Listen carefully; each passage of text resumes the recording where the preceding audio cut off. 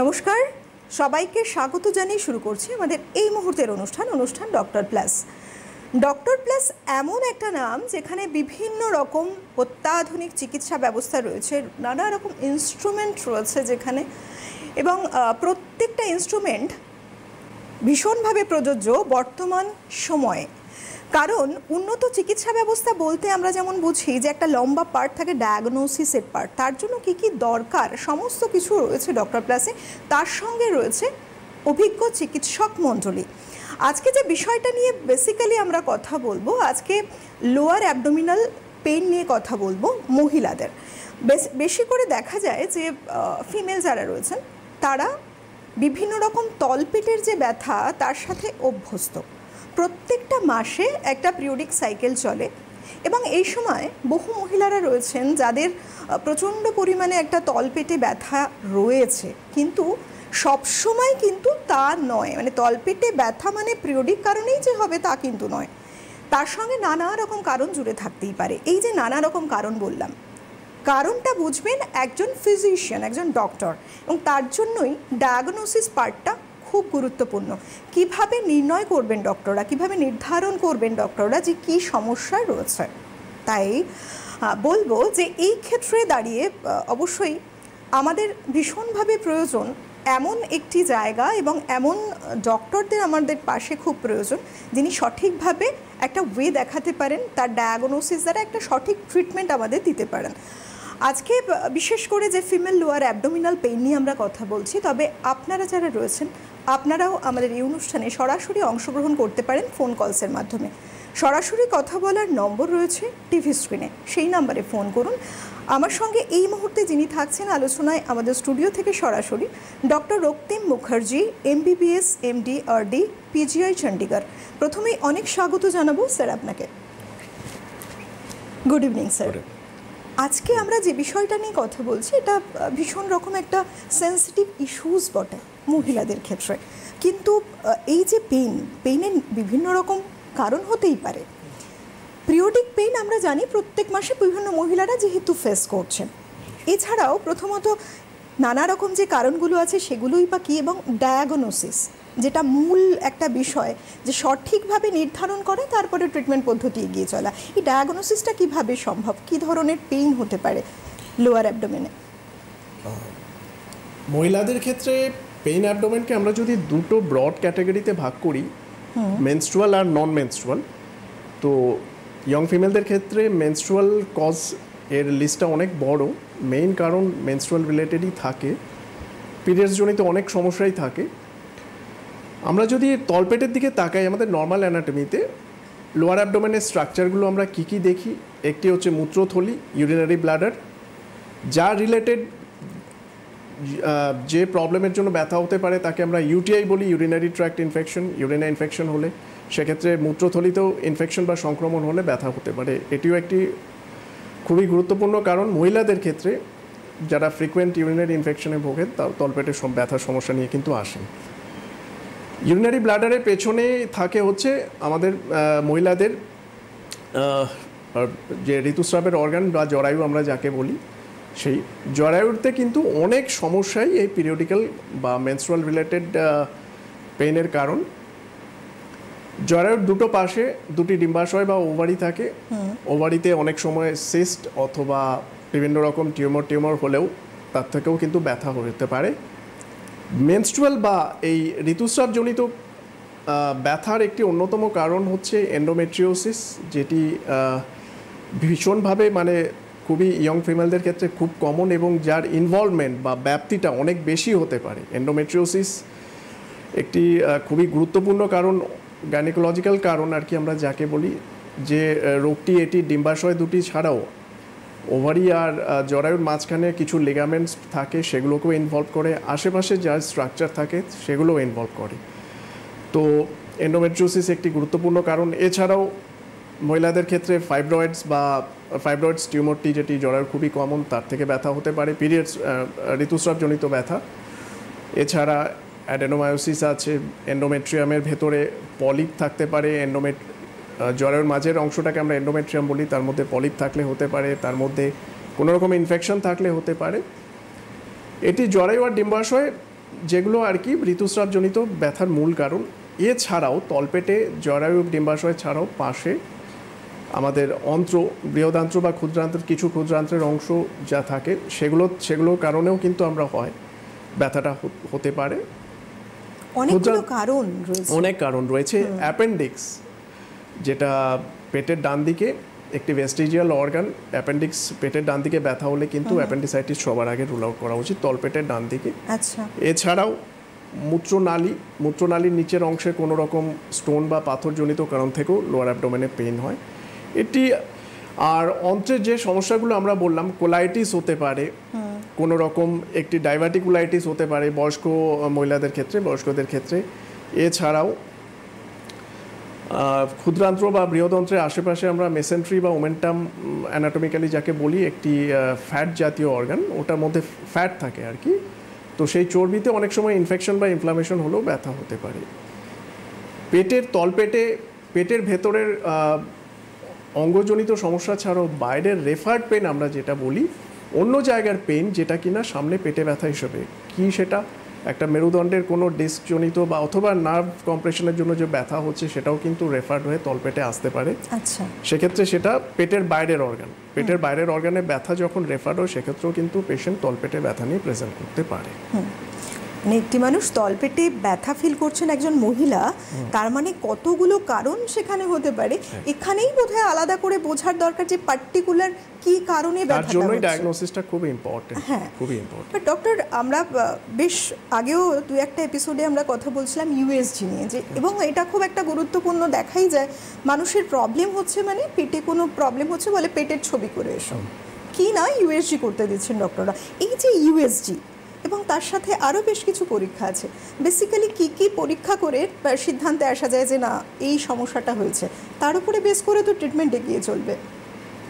যখনই কোনো রোগী তলপেটে ব্যথা নিয়ে ডাক্তারের কাছে যান, তারা পরীক্ষার মধ্যে রেডিওলজিক্যাল আর নন রেডিওলজিক্যাল দুটো ভাগের। নন রেডিওলজিক্যাল মানে রক্ত অথবা মূত্র, মল যা পরীক্ষা হোক।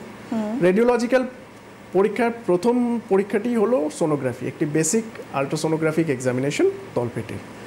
সেটি সচরাচর সব ডাক্তারাই, চিকিৎসকরাই যারাই পেটে ব্যথা নিয়ে যান তাদেরকে লিখে থাকেন। সহজে উপলব্ধ পরীক্ষা এবং অতটা খরচ সাপেক্ষ নয়, অ্যাভেলেবিলিটি অনেক বেশি। এর আগেও আলোচনায় আমি যখন বলেছি, আল্ট্রাসোনোগ্রাফির মাধ্যমে শুধু ডায়াগনোসিস নয়, কি পরবর্তী পরীক্ষা করানো যেতে পারে একটি সম্যক ধারণা রাখা যেতে পারে। তো শুধুমাত্র ডায়াগনোসিসের জন্য না, আমরা যদি আল্ট্রাসোনোগ্রাফিতে নাও ধরতে পারি সেক্ষেত্রে পরে কি পরীক্ষা করা যেতে পারে, সেক্ষেত্রে কিন্তু চিকিৎসক একটি আইডিয়া পেতে পারেন। তো আল্ট্রাসোনোগ্রাফি, রেডিওলজিক্যাল পার্টে আল্ট্রাসোনোগ্রাফি কিন্তু সবার আগেই করাতে হবে। জরায়ু আর ডিম্বাশয়জনিত প্রবলেম অথবা মূত্রথলির প্রবলেম, এগুলো কিন্তু আল্ট্রাসোনোগ্রাফি যদি একটু ভালোভাবে করা যায় খুব সহজেই ধরা সম্ভব, এবং কমন প্রবলেমসগুলো আল্ট্রাসোনোগ্রাফির মাধ্যমেই জানা যায়। আচ্ছা, আপনারা যারা রয়েছেন ওপারে, আপনাদেরও নানা রকম সমস্যা হতে পারে, সেই সমস্যা নিয়েও কথা বলতে পারেন। আমরা বেসিক্যালি আজকে তলপেটের মহিলাদের যে ব্যথার সমস্যা সেটা নিয়ে আমরা আলোচনা করছি। অবশ্যই এই ধরনের সমস্যা হোক বা আর কোনো শারীরিক সমস্যা হোক, সমস্ত বিষয় নিয়ে কথা বলার জন্য, আপনার প্রশ্নের উত্তর জানার জন্য ফোন করতে পারেন সরাসরি কথা বলার নাম্বারে, যে নাম্বারটা রয়েছে টিভি স্ক্রিনে। কারণ দেখুন, আমাদের এটা জেনে নেওয়া খুব প্রয়োজন যে আমাদের শরীরে যে নানা রকম উপসর্গগুলো রয়েছে কখন কিসের জন্য আমরা বুঝতে পারি না, তাতেই সমস্যা দীর্ঘদিন ফেলে রাখার ফলে তৈরি হয়ে যায়। আর এই যে আমরা বলছি ডক্টর, এই যে তলপেটের ব্যথা নিয়ে ইউএসজি সিটি স্ক্যানটা কখন? ইউএসজিতে দেখা গেল কোনো একটা সমস্যা ধরা পড়ছে না, নেক্সট পরীক্ষা এটা আল্ট্রাসোনোগ্রাফি, লোয়ার অ্যাবডোমেনে আল্ট্রাসোনোগ্রাফি করে হয়তো আমরা দেখতে পেলাম যে মহিলাদের জেনিটাল অর্গানস জনিত কোনো সমস্যা নেই, মানে জরায়ু, ডিম্বাশয় বা ইউট্রাসের পাশে কোনো ফ্যালোপিয়ান টিউব বা অ্যাডনেক্সাতে কোনো সমস্যা নেই। আল্ট্রাসোনোগ্রাফি এখানেও বলে রাখা প্রয়োজন, আল্ট্রাসোনোগ্রাফি লোয়ার অ্যাবডোমেন মহিলাদের ক্ষেত্রে দুভাবে করা যায়, একটি ট্রান্স অ্যাবডোমিনাল বা পেটের ওপর থেকে, আরেকটি হচ্ছে ট্রান্স ভ্যাজাইনাল, থ্রু ভ্যাজাইনা। তো অনেক ক্ষেত্রে দেখা যায় এই জেনিটাল অর্গানসের সমস্যা কিন্তু ট্রান্সভ্যাজাইনাল সোনোগ্রাফিতে খুব ভালো বোঝা যায়। ট্রান্সভ্যাজাইনাল বিবাহিত মহিলাদের ক্ষেত্রে আমরা করি। ট্রান্সভ্যাজাইনাল সোনোগ্রাফিতে যেহেতু আমাদের আল্ট্রাসোনোগ্রাফির প্রোবটি থ্রু ভ্যাজাইনাল রুটে প্রবেশ করে, ইউট্রাসকে অনেক কাছ থেকে দেখা যায়, ইউট্রাস বা ওভারিজ, অ্যাডনেক্সাল স্ট্রাকচারস খুব ভালো মতো বোঝা যায়। এবং আমরা অনেক বেশি ইনফরমেশন তথ্য পেতে পারি, যেটি আমরা হয়তো পেটের ওপরে আল্ট্রাসোনোগ্রাফি থেকে আমরা অতটা ভালো বুঝতে পারি না। তো বেশিরভাগ ক্ষেত্রে চিকিৎসকরা যখন মনে করেন যে একটি ডায়াগনোসিসটি অনেকটি অ্যাকুরেট হতে হবে, সেক্ষেত্রে তারা নিজেরাই ট্রান্সভাইজানাল সোনোগ্রাফি অ্যাডভাইস করেন। ট্রান্স অ্যাবডোমিনাল সোনোগ্রাফির ক্ষেত্রেও একটি আইডিয়া আমরা পেতে পারি, যেমন জ্বরের কমন সমস্যা ফাইব্রয়েডস হলো কি, তার মাঝখানে ইউট্রাসের মাঝখানে এন্ডোমেট্রিয়ামটি মোটা হয়ে গেছে কিনা, কোনো গ্রস সমস্যা আছে কিনা, ট্রান্স অ্যাবডোমিনালও ধরা যায়। মহিলাদের ক্ষেত্রে ঋতুস্রাবজনিত এখন ইয়ং ফিমেলদের ক্ষেত্রে একটি গুরুত্বপূর্ণ কারণ পলিসিস্টিক ওভারিয়ান ডিজিজ, যেটিও কিন্তু ট্রান্স অ্যাবডোমিনাল। কুমারী মেয়েদের ক্ষেত্রে সেক্ষেত্রে ট্রান্স অ্যাবডোমিনাল আল্ট্রাসোনোগ্রাফি একমাত্র উপায়, সেক্ষেত্রে পলিসিস্টিক ওভারি এবং ওভারির কিছু সিস্ট বা টিউমারজনিত সমস্যাও কিন্তু পেটের ওপর থেকে আল্ট্রাসোনোগ্রাফির মাধ্যমেই বোঝা যায়। কিছু আরও বেশি ইনফরমেশন পেতে গেলে বিবাহিত মহিলাদের ক্ষেত্রে ট্রান্সভেজানাল সোনোগ্রাফি জরুরি। এখন ধরা গেল আমি ওভারিতে একটি সমস্যা বা জরায়ুত সমস্যা পেলাম, সেক্ষেত্রে চিকিৎসক যদি মনে করেন, উদাহরণ হিসাবে বলে থাকি এন্ডোমেট্রিওসিস, যার কথা আমরা বলছিলাম, এন্ডোমেট্রিওসিসের ব্যাপ্তিটি যেহেতু অনেক বেশি, মানে আল্ট্রাসোনোগ্রাফিতে আমরা ওভারি আর ইউট্রাসের পার্টটুকু দেখি, কিছু ছোট ছোট স্ট্রাকচার ইউট্রাসের সঙ্গে যে লিগামেন্টসগুলো থাকে অথবা যে আমাদের পেরিটোনিয়ামের মেমব্রেন বা লেয়ারগুলো থাকে, তার মধ্যেও এন্ডোমেট্রিওসিসের এই ইমপ্লান্ট বা এই ছোট ছোট এন্ডোমেট্রিওসিসের কণা বলুন বা নডিউল বলুন, সেগুলো গিয়ে পড়ে, সেগুলো আল্ট্রাসোনোগ্রাফিতে ধরা যায় না। কিছুটা বেশি হলেও ট্রান্সভাইজানাল সোনোগ্রাফিতে ধরা যায়, কিন্তু ট্রান্স অ্যাবডোমিনাল সোনোগ্রাফির মানে ডায়াগনোসিস পার্টটা অনেকটাই একটু কম হয়ে যায়, কারণ অনেক ক্ষেত্রেই ধরা যায় না। সেক্ষেত্রে চিকিৎসক ডিসিশন নিতে পারেন একটি এমআরআই পেলভিস করানোর জন্য। কি ফিমেল জরায়ু বা এই জেনিটাল অর্গানসের সমস্যার ক্ষেত্রে কিন্তু এমআরআই একটি ভেরি ইম্পর্ট্যান্ট ইনভেস্টিগেশন, যেক্ষেত্রে আল্ট্রাসোনোগ্রাফি সম্যক ধারণা দিতে পারছে না, এমআরআই কিন্তু পিকচারটা অনেকটাই ক্লিয়ার করে দেয়। সেক্ষেত্রে সিটি স্ক্যানে না গিয়ে এমআরআইটা করানোই ভালো। এবং এক্ষেত্রে অনেক ক্লিনিশিয়ান বা ডাক্তারদের মধ্যে একটু তাদের মতের থাকে যে কেউ মনে করেন যে সিটি স্ক্যান করাবো, কেউ মনে করেন যে আমি এমআরআই করিয়ে দেখবো, কিন্তু সেটা সম্পূর্ণ তার ব্যাপার, তার অভিজ্ঞতা থেকে তিনি যেটা মনে করবেন সেটা। কিন্তু আমার অভিজ্ঞতা থেকে আমি দেখেছি ফিমেল পেলভিস বা এই পেলভিক অর্গানস অথবা এই জেনিটাল অর্গানসের ক্ষেত্রে এমআরআই কিন্তু অনেক বেশি অ্যাকিউরেট। এই যে বিভিন্ন মহিলাদের পিরিয়ডিক যে পেইনটা থাকে, ম্যাক্সিমাম মানুষই দেখা যায় আজকের সময় দাঁড়িয়ে কিন্তু কিছু না কিছু পেইন ফিল করেন। অনেকে খুব লাইট পেইনটা বুঝতে পারেন, একটু ঠিক হয়ে গেল, কিন্তু কিছু কিছু মহিলা বহুদিন, মাস, বছর ধরে এই ধরনের পেইনই ফিল করছেন।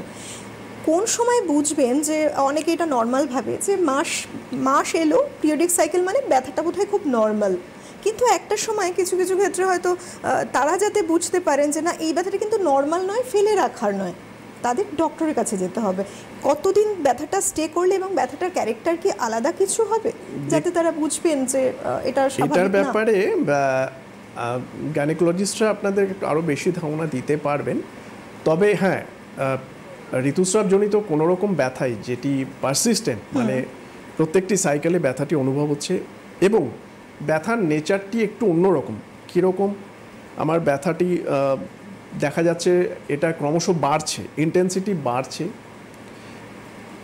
ব্যথার সঙ্গে সঙ্গে কিছু আরও উপসর্গ দেখা দিচ্ছে এবং ব্যথার জায়গা চেঞ্জ হচ্ছে। ঋতুস্রাবের সময় আগে যে ব্যথা হতো সেটা এবার ঋতুস্রাব হয়ে যাওয়ার পরেও সেই ব্যথা থাকছে, দুটো ঋতুস্রাবের মাঝখানে ব্যথা থাকছে, সঙ্গে মেনস্ট্রুয়াল কিছু, যেমন ব্লিডিংটা একটু বেশি হচ্ছে, রক্তক্ষরণ বেশি হচ্ছে, আরও কিছু সিমটমস, এগুলো দেখে তখন কিন্তু একটি বেসিক আলট্রাসোনোগ্রাফি অ্যাটলিস্ট কিন্তু সঙ্গে সঙ্গে করিয়ে নিতে হবে। এবং সেক্ষেত্রে গাইনোকোলজিস্টের পরামর্শ নিলে তারা কিন্তু সঙ্গে সঙ্গে এটিতে আর দেরি করেন না, আলট্রাসোনোগ্রাফি একটি লিখেই দেন এবং তার ওটা করিয়ে আমরা দেখতে পারি কি সমস্যা। কোনো রকমই ঋতুস্রাবজনিত পেইন বা ব্যথা যেটি একটু আনইউজুয়াল ব্যথা মনে হচ্ছে, সেটি ফেলে রাখা উচিত না।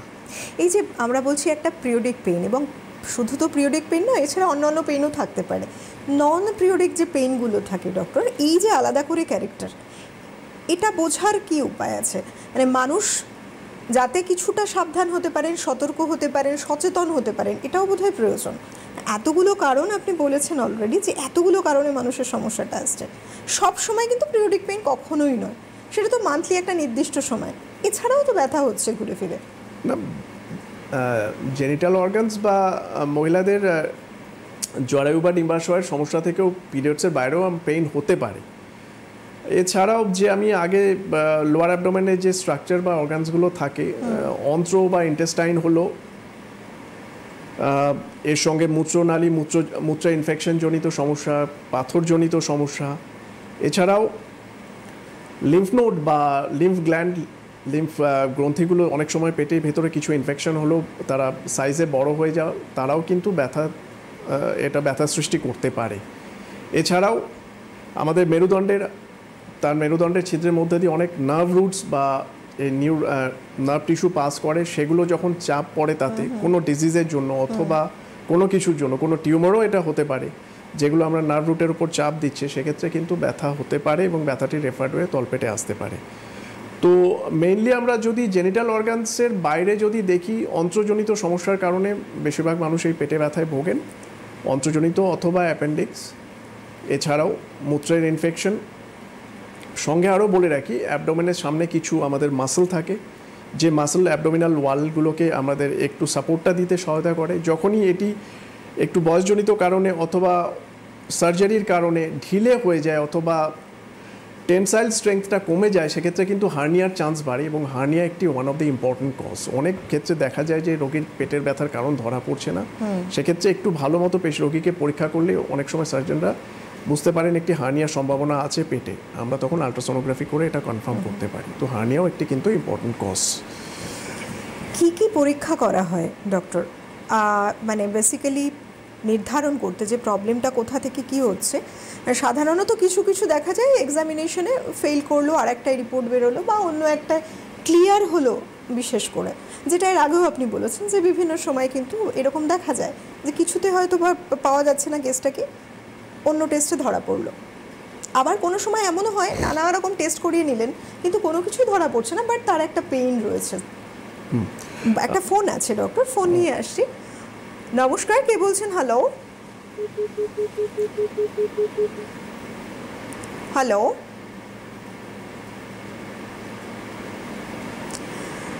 কোনো কারণে লাইনটা ডিসকানেক্ট হয়ে গেছে। ডক্টর, আমাদের আলোচনায় ফিরি। অনেক সময় কোনো দেখাই গেল না যে কোনো উপসর্গ রয়েছে, বোঝাই যাচ্ছে না, বাট তিনি স্টিল একটা পেইন ফিল করছেন, এরকম কিছু দেখা যায় কিছু মানুষের মধ্যে।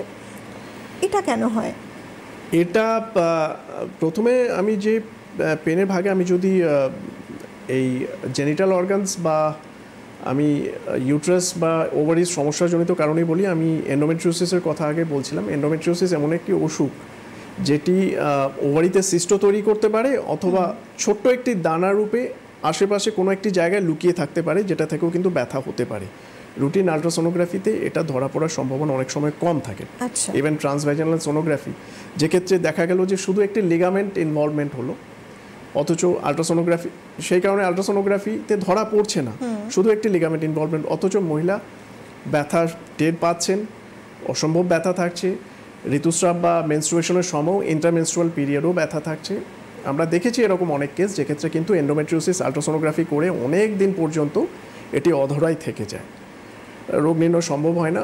সেক্ষেত্রে দেখা গেছে এমআরআই করে এই লিগামেন্ট বা একটি ছোট এন্ডোমেট্রিওসিসের যে মাইনর ইনভলভমেন্টগুলো, ডিপ পেলভিক এন্ডোমেট্রিওসিস আমরা যাকে বলি, সেটি ধরা পড়ে।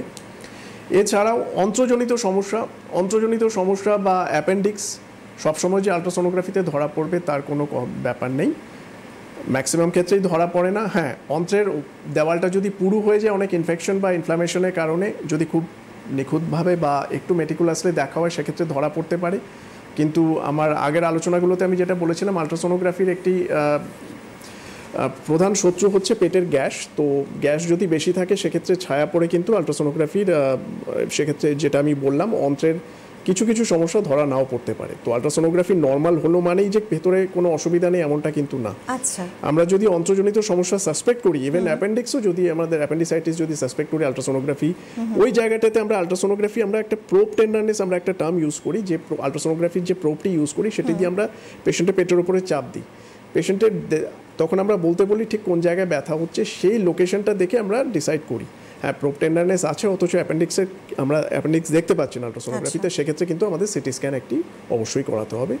এবং অনেক সময় মূত্রনালী যেহেতু ডিস্টাল ইউরেটার বা মূত্রনালীর শেষের ভাগটা অনেক সময় ঢাকা পড়ে থাকে গ্যাসের জন্য, কিন্তু আমাদের যদি স্টোনের ব্যথা সাসপেক্ট করি সেক্ষেত্রেও কিন্তু সিটি স্ক্যান আমাদের একটি করাতেই হবে। আচ্ছা, সুতরাং এখন বর্তমানে সমস্যা রয়েছে, যেমন সমাধান রয়েছে, তার জন্য উন্নত চিকিৎসা ব্যবস্থা রয়েছে, ডায়াগনোসিসের পদ্ধতি রয়েছে এবং সমস্ত কিছু নিয়ে রয়েছে এমন একটি নাম, তার নাম ডক্টর প্লাস। কারণ সুস্থ এবং সুন্দর জীবনের কথা সবসময় বলে ডক্টর প্লাস। তার জন্য অভিজ্ঞ যারা চিকিৎসক মণ্ডলী রয়েছেন তারা রয়েছেন এখানে। আমার সঙ্গে এই মুহূর্তে রয়েছেন আমাদের স্টুডিও থেকে সরাসরি ডক্টর রক্তিম মুখার্জি।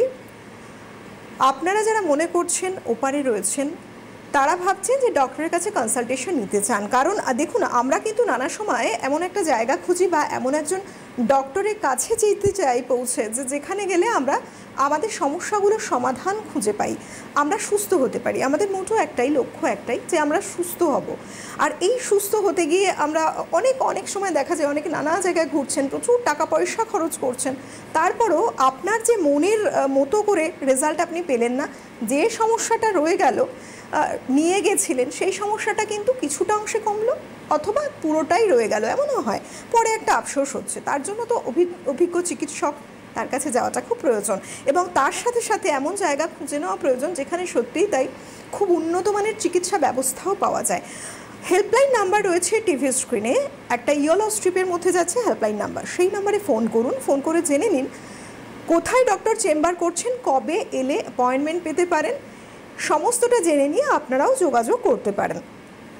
আজকে আমরা বেসিক্যালি এমন একটা বিষয়কে বেছে নিয়েছি, এই বিষয়টি কিন্তু খুব কমন একটি সমস্যা। মহিলাদের যখন লোয়ার অ্যাবডোমেনে মানে তলপেটে যে ব্যথা বলি আমরা বিভিন্ন সময়, বিভিন্ন কারণ থাকে, অনেকে বলতে চান না, অনেকে বিষয়টা চেপে রাখতে চান। চেপে রাখাটা সমাধান নয়, বরং সঠিক সময় ডক্টরের কাছে গিয়ে কনসালটেশন নেওয়া দরকার। তার কারণ সেখানেই কিন্তু রয়েছে সুস্থতার চাবিকাঠি লুকিয়ে। তাই বলি যে অবশ্যই যারা সমস্যায় ভুগছেন আমাদের ফোনও করতে পারেন, ফোন কলসে সরাসরি কথা বলে নিতে পারেন ডক্টরের কাছ সঙ্গে। ডক্টর, এই যে আমরা বুঝবো কি করে যে একটা লম্বা সময় পেইন চলছে এবং এই যে লম্বা সময় পেইনটা নিয়ে মানুষ ভুগছেন, অনেকে জিনিসটা চেপে রাখছেন, কথায় কথায় যেটা উঠে এলো এটা খুব সত্যি কমন পিকচার, আদতে তাকে কি করা উচিত? মানে কতদিন পেইনটা একটা স্টে করলে তখন বোঝা উচিত এটা আমি ফেলে রাখবো না? এটা তো ফেলে রাখার বিষয় নয় মূলত। আমি তো মনে করি যে ফেলে রাখাই, এবং যদি প্রথমেই যখন পেইনটা হয় তখনই আমি তো মনে করি যে গাইনোকোলজিস্টের পরামর্শ নাও। যে পেইন আগে ছিল না, যে ব্যথা আগে ছিল না, হঠাৎ একটি সাইকেলে সে পেইনটি অ্যাপিয়ার, সেটি তো ডেফিনেটলি এই পেইনটা তো মানে সাধারণ পেইন না, এটি একটি আনইউজুয়াল পেইন। তো সেক্ষেত্রে প্রথম পেইনেরই যখনই প্রথম ব্যথাটি এলো সেই সময় সঙ্গে সঙ্গে কিন্তু স্ত্রীরোগ বিশেষজ্ঞের আপনার পরামর্শ নেওয়া উচিত। তিনি ডিসাইড করবেন, তিনি পরীক্ষা করে ডিসাইড করবেন, আলট্রাসোনোগ্রাফি লিখবেন, সেটি নিশ্চয়ই তারপরে আমরা ডায়াগনোসিসের দিকে এগোবে। কিন্তু কোনো ধরনের ব্যথাই যেটি সাধারণ ব্যথা না, অনেকে এটিকে চেপে রাখেন, অনেক কিছু সোশ্যাল স্টিগমার, লোক লজ্জার ভয় অনেক সময় চেপে রাখেন, কিন্তু আমি মনে করি কখনোই চেপে রাখা উচিত নয়। যে ব্যথা আগে ছিল না, হঠাৎ একটি আনইউজুয়াল পেন এলো, সঙ্গে সঙ্গে কিন্তু গাইনোকোলজিস্টের পরামর্শ নেওয়া উচিত। এই যে ডায়াগনোসিস পার্টে আরও একটি রয়েছে যে বিশেষ মানে ট্রিটমেন্টের আগে যে ডায়াগনোসিস করার পদ্ধতি এমআরআই। এই যে এমআরআইটা কখন বেসিক্যালি প্রয়োজন হয়, কোন কোন ক্ষেত্রে, তার মাধ্যমে কি কি প্রবলেমগুলো ধরা পড়ে? লোয়ার অ্যাবডোমেনে পেনের ক্ষেত্রে আমি যেটা বললাম, যেগুলো মহিলাদের জেনিটাল অর্গানস, যে ইউট্রাস, ওভারিজ, এইগুলোই মেইন।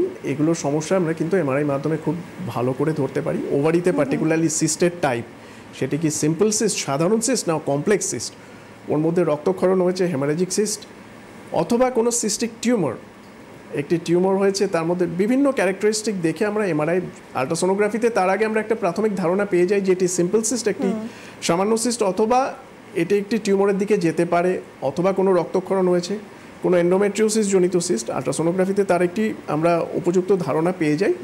তারপরে সেই ধারণাটাকে আমরা আরও বেশি শক্তিশালী অথবা বদ্ধমূল করতে আমরা তখন কি করি, আমরা একটা এমআরআই করাই।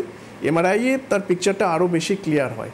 তো জেনিটাল অর্গানস জনিত সমস্যার ক্ষেত্রে ফিমেলদের ক্ষেত্রে এখনও অবধি এমআরআই কিন্তু আলট্রাসোনোগ্রাফির পরে যদি করাতে হয় সেক্ষেত্রে সিটি স্ক্যানের দিকে না গিয়ে, সিটি স্ক্যানে একটি রেডিয়েশন রিস্কও থাকে, সেটিকে না গিয়ে এমআরআইতে যাওয়াটাই সব সময় বেটার। তো জেনিটাল অর্গানসের প্রবলেমের ক্ষেত্রে আলট্রাসোনোগ্রাফির ওপরে যদি কিছু থাকে সেটি এমআরআই।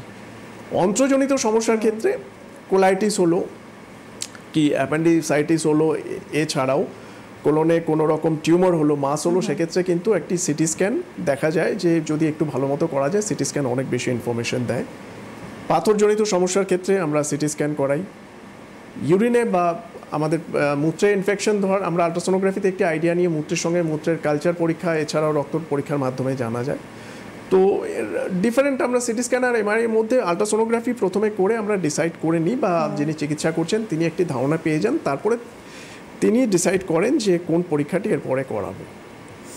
একেবারে এবং বিভিন্ন এই যে কোনো একটা রোগকে চিহ্নিত করার জন্য যা কিছু পরীক্ষা, সমস্ত পরীক্ষা করার ব্যবস্থাও কিন্তু রয়েছে ডক্টর প্লাসে, এবং প্রত্যেকটি ইনস্ট্রুমেন্টাল যে ওয়েতে ডায়াগনোসিস করা হয় ভীষণ উন্নত মানের, যে কারণে এই যে যেমন ডক্টরের কথায় উঠে এলো এবং এটা খুব সত্যি, বহু মানুষের নানা সমস্যা রয়েছে এবং দেখা গেল যে ডায়াগনোসিসের জন্য বিভিন্ন জায়গায় যে ডায়াগনস্টিক সেন্টারগুলো রয়েছে সেখানে গেলেন, বিভিন্ন জায়গায় পরীক্ষা করালেন, তারপরেও দেখা গেল যে না কোনো রকম একটা হয়তো বা সমস্যা তার রয়ে গেছে, সঠিকভাবে ধরা পড়ছে না। তো এটা নানা কারণে হতেই পারে, যাই হোক XYZ বিভিন্ন কারণ হতে পারে। তার মধ্যে একটা কারণ অবশ্যই এটা যে যে ইনস্ট্রুমেন্টাল ইউজটা হচ্ছে সেটা কতখানি উন্নত মানের, এটাও কিন্তু একটা বিশেষ বিষয়। এবং তার সাথে সাথে যিনি অ্যাকচুয়ালি দেখেন যে যখন রেজাল্টটা বেরোলো, একটা ধরুন ডায়াগনস্টিক ওয়েতে সেই ইউএসজি, সিটি স্ক্যান, এমআরআই যাই হোক যারা রিপোর্ট করছেন সেক্ষেত্রে অভিজ্ঞ চিকিৎসকের বিশেষ প্রয়োজন হয়। এই জায়গাগুলো খুব গুরুত্বপূর্ণ, মানে প্রত্যেকটা জিনিস খুব গুরুত্বপূর্ণ, মানে ছোটো থেকে বড় পর্যন্ত। কারণ এই যে ডায়াগনোসিস, এটা যে কতখানি ইম্পর্টেন্ট পার্ট, ডক্টর এই বিষয়ে কি বলবেন? ডায়াগনোসিসটাই তো মূল আমরা মনে করি। 100বার ডায়াগনোসিস না হলে তো আমরা চিকিৎসার দিক নির্ধারণই হবে না। তো ডায়াগনোসিস এবং তার ইন্টারপ্রিটেশন, আমরা যে আলট্রাসোনোগ্রাফিতে দেখছি একটি সমস্যা পাচ্ছি, তার ইন্টারপ্রিটেশন সেটাকে আমরা সেটাকে রিপোর্ট করতে হবে। তো সেই সমস্যাটা কি আমাকে তো চিকিৎসক আমার কাছে পাঠিয়েছেন এবং যিনি ট্রিটমেন্ট করছেন তাকে আমাকে তো বলতে হবে যে এটি সমস্যাটি এটি জন্য হতে পারে বা এটির জন্য হতে পারে।